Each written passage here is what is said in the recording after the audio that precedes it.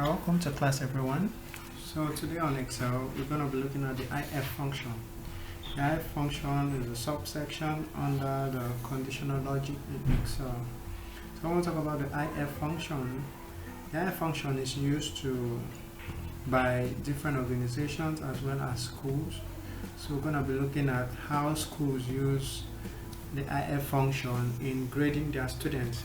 If from a certain number to a certain number will be graded as A, or to a certain number graded as B or C, just as is displayed on the results sheet of students. Yeah, have you ever wondered how that is done for 100 or 200 students? Their grades are given accurately, meaning they are told if it's A or B or C. So what they use is the if function, or you can call it the if function. So looking at this A1, we can see the formula plainly displayed here, the formula of the if function. So the if function, we have it as if. So we have the arguments in the bracket. So the argument is we have the logical test. We have the value if true, and we also have the value if false. When we talk about the logical test, we are talking about the number in which we are deliberating on if it's true or not. So the value if true tells us about the logical test, if it is true, or if it is true, or if it's a yes, and the value if false tells us if it's false or if it's a no. Alright, having had that in mind, we're going to a simplified example. So we light on our A3. Let's say A3, what we have there is 70, for instance. So we go to our B2, we want to tell if this logical test is a true or false. So we are going to look if 70 is greater than a certain number, or if it's less than. So having that, we input in our B3, go to the formula bar. Don't forget your equal sign, very important. So you have the if, you have you open your bracket. So our logical test, we are looking at A3 because it's in there, in that place. We say A3, you see that A3 is already highlighted. So we say A3 is in what? Greater than. Okay, greater than. So this greater than sign we have here is called a conditional operator. Okay, I know you already know it as a greater than sign, so it's a conditional operator. So I want to test if A3 is greater than what? 50. Okay, you put your comma. Is A3 greater than 50? So you say you space, you say you put your quotation sign, you say greater than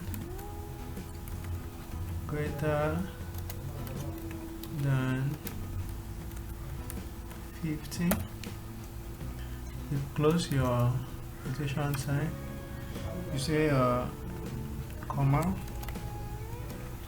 you open another quotation, you say less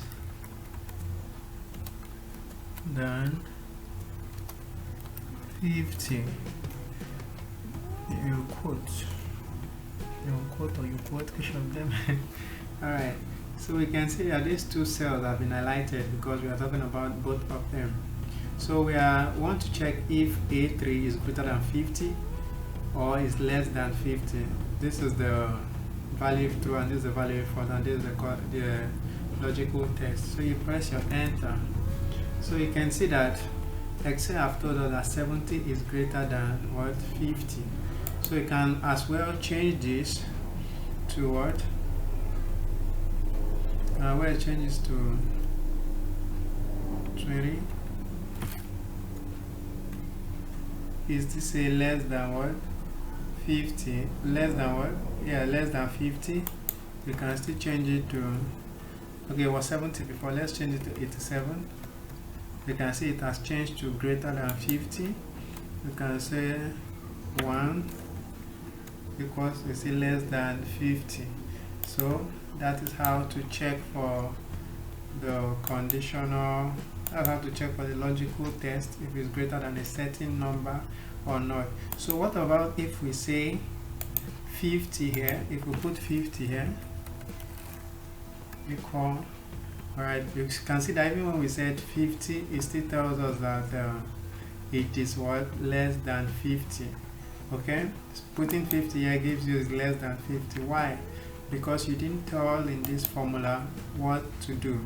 So that is when you now have to include what we call the equal sign.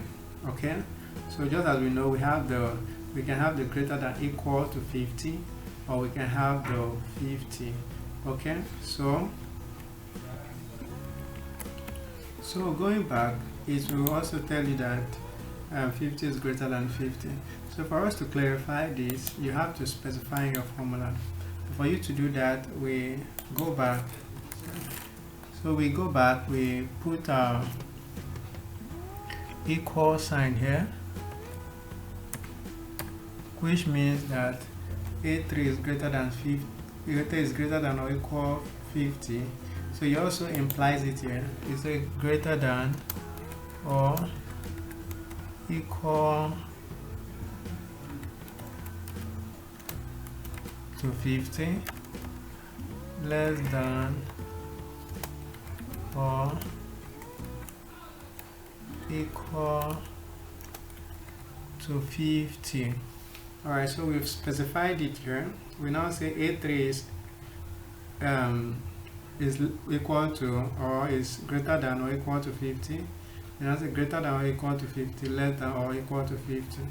So if you press your equal sign or your enter, you have that 50 is greater than or equal to 50. We can still put 70 here. You still say is greater than or equal to. So let's put 12.